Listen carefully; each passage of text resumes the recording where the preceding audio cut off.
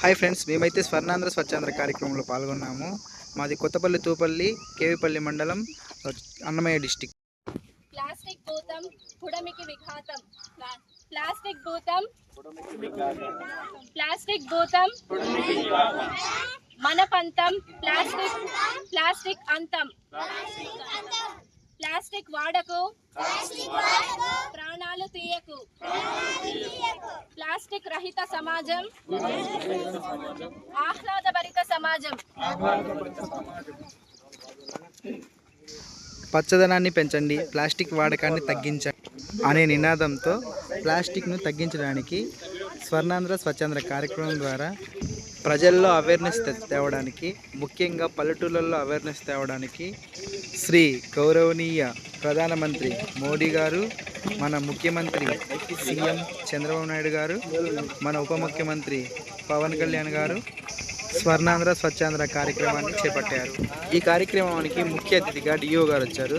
సచివాలయం కమిటీ మొత్తం ఈ కార్యక్రమాన్ని విజయవంతం చేశారు. వచ్చిన సార్ వాళ్ళు, మేడం వాళ్ళు ప్లాస్టిక్ వల్ల జరిగే నష్టాల గురించి తెలియజేశారు. ఒకసారి అయితే మొట్టమొదటి ప్లాస్టిక్ ఎక్కడి నుంచి తయారైంది అని అడిగాడు. ఎవరు చెప్పలేకపోయారు. నేను కూడా అప్పుడు గూగుల్లో సెర్చ్ చేసి చూశాను. తర్వాత సారే చెప్పారు.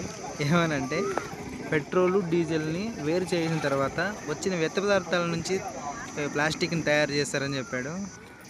ముఖ్యంగా అందరూ ప్లాస్టిక్ వాటిని యూజ్ చేయకండి, కురుకురేలు బిస్కెట్లు తినకండి, వీటిల్లో ప్లాస్టిక్లోనే ప్యాక్ చేస్తారని చెప్పారు. క్లాప్స్ కొట్టండి.